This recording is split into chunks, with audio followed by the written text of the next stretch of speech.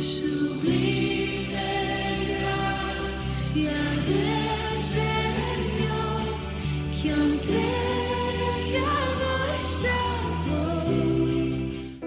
En el capítulo 12, verso 1 y 2 de la carta de Pablo a los Romanos, Pablo nos habla de la actitud del creyente, una actitud que debe de asumir después de que ha sido expuesto a tanta información doctrinal desde el capítulo 1 hasta el capítulo 11 de esta carta. Dice el apóstol Pablo: así que, hermanos, os ruego por la misericordia de Dios que presentéis vuestros cuerpos en sacrificio vivo, santo, agradable a Dios, que es vuestro culto racional. No os conforméis a este siglo, sino transformados por medio de la renovación de vuestro entendimiento, para que comprobéis cuál sea la buena voluntad de Dios, agradable y perfecta. Desde los primeros capítulos de la carta, Pablo ha estado hablando de la condición caída del hombre, del justo juicio de Dios, de la justificación, de la gracia y de la misericordia de Dios. En resumen, hermanos, Pablo nos ha estado hablando de lo que él ha mencionado en Romanos capítulo 1, verso 16, acerca del Evangelio, que es poder de Dios para salvación a todo aquel que cree. Ahora Pablo también ha hecho esto más o menos en todas sus cartas. En todas ellas presenta primero la enseñanza doctrinal y después presenta la aplicación de esta enseñanza doctrinal. Es bajo este contexto que miramos Romanos capítulo 12, verso 1 y verso 2. Así que, hermanos, os ruego por la misericordia de Dios que presentéis vuestros cuerpos en sacrificio vivo, santo, agradable a Dios, que es vuestro culto racional. Esta palabra, hermano, con la que inicia el verso 1, así que, brinda un puente entre lo que ha dicho en los capítulos 1 al capítulo 11 y lo que nos va a decir del capítulo 12 al capítulo 16 de esta carta. Así que, hermanos, os ruego por la misericordia de Dios. Cuando Pablo dice, hermanos, os ruego, Pablo se coloca a la altura y a la condición de ellos. Él no les está ordenando, aún a pesar de que él podría hacerlo.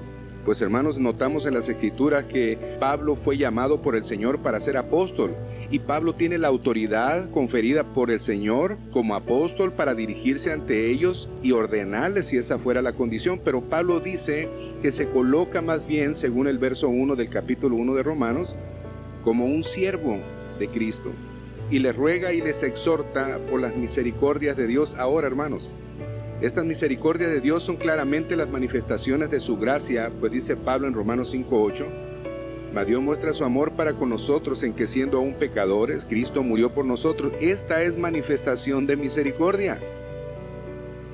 Y luego en el capítulo 8, verso 29 al 32, nos dice, porque a los que antes conoció, también los predestinó para que fuesen hechos conforme a la imagen de su Hijo, para que Él sea el primogénito entre muchos hermanos, y a los que predestinó, a estos también llamó. Hermanos, vean misericordias de Dios. A los que llamó, a estos también justificó, y a los que justificó, a estos también glorificó. ¿Qué pues diremos a esto? Si Dios es por nosotros, ¿quién contra nosotros? El que no escatimó a su propio Hijo, sino que lo entregó por todos nosotros, ¿cómo no nos dará también con Él todas las cosas? Hermanos, vean cuánta misericordia se ha manifestado, y el apóstol Pablo está diciendo, hermanos, os ruego por las misericordias de Dios. Si nos damos cuenta, el capítulo 5 de Romanos, verso del 1 al 5, también Pablo nos habla de los resultados de la justificación por la fe, y estos son consecuencias de misericordia, porque por misericordia la fe que tenemos en Él ha sido provista por Él. Tenemos como resultado de la justificación por la fe paz para con Dios, esperanza de la gloria de Dios, fortaleza en las tribulaciones, etc. Todas estas son misericordias de Dios, hermanos, para el creyente. Nuestro Señor muestra su misericordia a través del Evangelio, que es poder para salvación, y los gentiles y los judíos han sido expuestos a este poder de Dios, de manera que la vida de ellos debe de ser en consecuencia de la obra de Cristo en ellos, obra que ha sido fielmente enseñada por el Evangelio, lo cual nos hace pensar que una mala enseñanza, fíjese, hermano, en esto, una mala enseñanza generará una mala respuesta del creyente, es decir, una mala práctica en la vida del creyente. Juan respalda esta relación entre enseñanza y práctica. Primera de Juan capítulo 2, versos 3 y 4. Es ahí donde nos dice, y en esto sabemos que nosotros le conocemos, si guardamos sus mandamientos. El que dice yo le conozco y no guarda sus mandamientos, el tal es mentiroso y la verdad no está en él. Así es de que Pablo ha estado enseñando doctrina bíblica, pero ahora Pablo está exhortando a vivir en respuesta a esta enseñanza del Evangelio que ha dado, y una enseñanza que ha sido correctamente expuesta. Y debemos notar que la enseñanza del Evangelio nos debe llevar a darle la gloria a Dios, quien es el único merecedor de ella. De hecho, esta es la razón de nuestra creación. Isaías 43:7 nos refiere que fuimos hechos para su gloria fuimos creados. Efesios capítulo 1, verso 4, verso 6, verso 12, verso 14, nos dice que fuimos creados para ser santos y sin mancha, pero también nos dice que fuimos creados para la alabanza de la gloria de su nombre y de su gracia. Ahora, hermanos, en consecuencia de todo esto, el Evangelio nos debe llevar a darle la gloria a Dios. Romanos capítulo 12, verso 1, en la segunda parte. Así que, hermanos, os ruego por la misericordia de Dios que presentéis vuestros cuerpos en sacrificio vivo. Pablo se está dirigiendo a los judíos y gentiles de la iglesia en Roma, los cuales sin duda alguna sabían lo que significaba la palabra sacrificio. Esta palabra era relacionada con la adoración a Dios y también era relacionado con un animal, con un templo, con un sacerdote, con un sacrificio. Pero en el Nuevo Testamento miramos que el sacrificio, es decir, el cordero, el templo y el sacerdote, apuntan a nuestro Señor Jesucristo. Juan capítulo 1, verso 29. El siguiente día vio Juan a Jesús que venía a él y dijo: He aquí el Cordero de Dios. En el mismo Evangelio según San Juan, ahora en el capítulo 2, verso 19 al 21, dice: Respondió Jesús y le dijo: Destruid este templo y en 3 días lo levantaré. Dijeron luego los judíos: En 46 años fue edificado este templo y tú en 3 días lo levantarás. Mas él hablaba del templo de su cuerpo. Es interesante, hermanos, lo que Pablo mencionó en 1 Corintios capítulo 3, verso 16 y verso 17, donde nos dice: ¿No sabéis que sois templo de Dios y que el Espíritu de Dios mora en vosotros? Si alguno destruyera el templo de Dios, Dios le destruirá a él, porque el templo de Dios, el cual sois vosotros, santo es. Primera de Pedro, capítulo 2, verso 9 y verso 10. Mas vosotros sois linaje escogido, real sacerdocio, nación santa, pueblo adquirido por Dios, para que anunciéis las virtudes de aquel que os llamó de las tinieblas a su luz admirable. Vosotros que en otro tiempo no erais pueblo, pero que ahora sois pueblo de Dios, que en otro tiempo no habíais alcanzado misericordia, pero ahora habéis alcanzado misericordia. Y ahora, hermano, finalmente, Primera de Pedro, capítulo 2, verso 5, nos dice: Acercándonos a él, piedra viva, desechada ciertamente por los hombres, mas para con Dios escogida y preciosa. Vosotros también, como piedras vivas, sed edificados como casa espiritual y sacerdocio santo, para ofrecer sacrificios espirituales aceptables a Dios por medio de Jesucristo. El apóstol Pedro presenta al creyente como templo o casa espiritual, pero también como sacerdote, y esto lo hace, hermanos, para presentar sacrificios espirituales por medio de Jesucristo. Estos sacrificios no tienen que ver con el perdón de pecados. Ese sacrificio ya lo hizo Jesús y fue único. Pero el que respecta al sacrificio del creyente tiene que ver con su santidad y con su entrega total al Señor, con el propósito de darle la gloria solamente a Él, en respuesta a todas sus misericordias. Este es el sacrificio al que se refiere Pablo en Romanos capítulo 12, verso 1.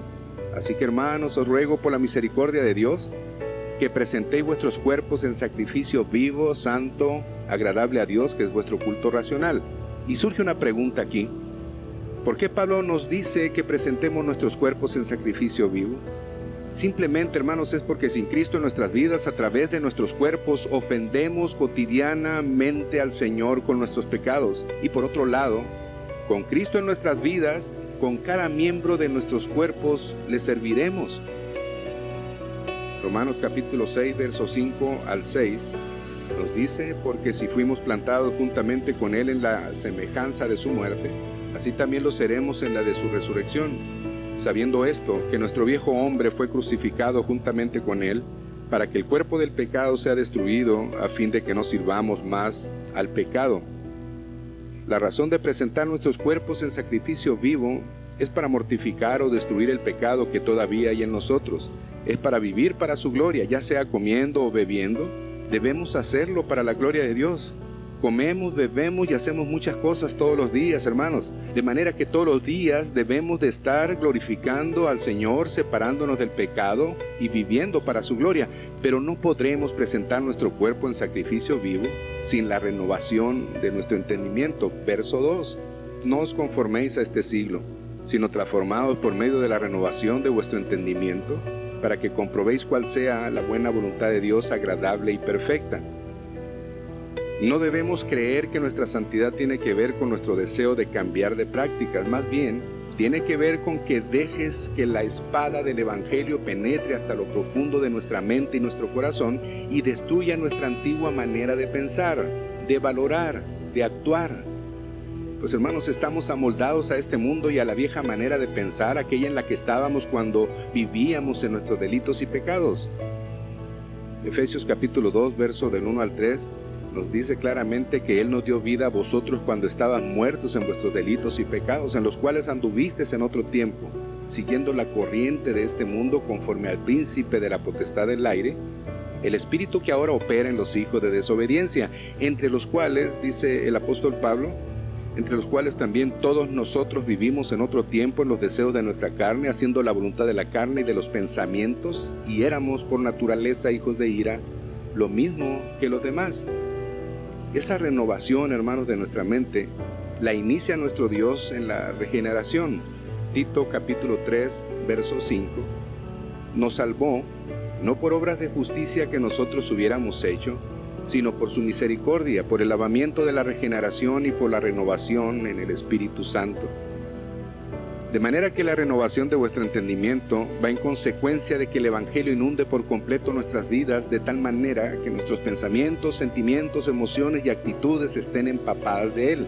Es de esta manera, hermanos, que podremos comprobar o confirmar la veracidad de la buena voluntad de Dios, que es agradable y perfecta. Pero no solo eso, sino que también esa buena voluntad de Dios no solo la comprenderemos, sino que comprobaremos que es buena para nosotros. Por ejemplo, hermanos, veamos la renovación de la mente y el corazón de Pablo. Filipenses capítulo 3, versos del 3 al verso 10. Porque nosotros somos la circuncisión, dice Pablo, los que en espíritu servimos a Dios y nos gloriamos en Cristo Jesús, no teniendo confianza en la carne, aun cuando yo tengo también de qué confiar en la carne. Si alguno piensa que tiene de qué confiar en la carne, yo más. Circuncidado al 8º día, del linaje de David, de la tribu de Benjamín, hebreo de hebreos, en cuanto a la ley fariseo, en cuanto a celo, perseguidor de la iglesia, en cuanto a justicia que es en la ley irreprensible. Pero cuántas cosas eran para mí ganancia, las he estimado como pérdida por amor de Cristo.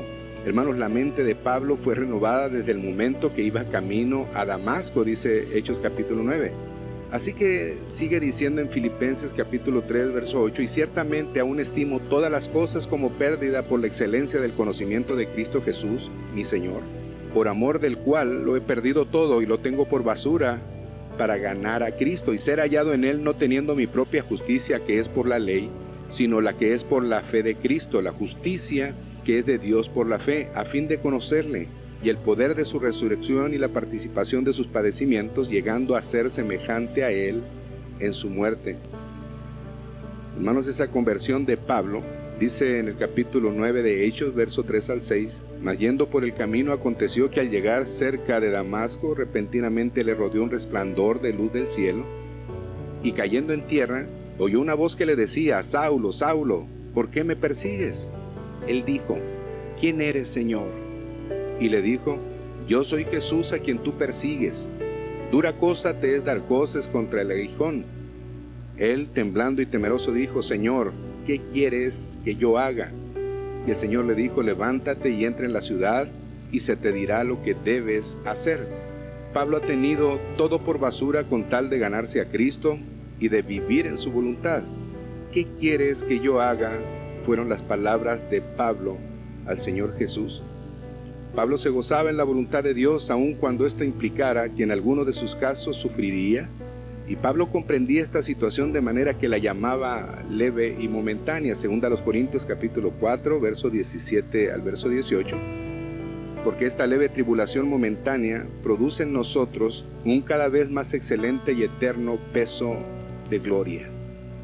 Hechos capítulo 9, verso 15 al 16, el Señor le dijo: ve, porque instrumento escogido me es este para llevar mi nombre en presencia de los gentiles y de reyes y de los hijos de Israel, porque yo le mostraré cuánto le es necesario padecer por mi nombre. Mi hermano, usted que me escucha, surge una pregunta: ¿a qué cosas has dado muerte en tu vida para la gloria de Dios? Si tu mente y tu corazón han sido renovados por la obra de nuestro Señor Jesucristo, déjeme decirle, mi amado hermano, que ahora para ti será más importante la buena voluntad de Dios que tus propios deseos y anhelos personales. Señor, ¿qué quieres que yo haga? Esa será la respuesta que tú le darás al Señor. Que Dios te bendiga y te guarde en este día. Tu hermano en Cristo, pastor hermano Mario Chaparro Duarte. Sublime gracia del Señor, que aunque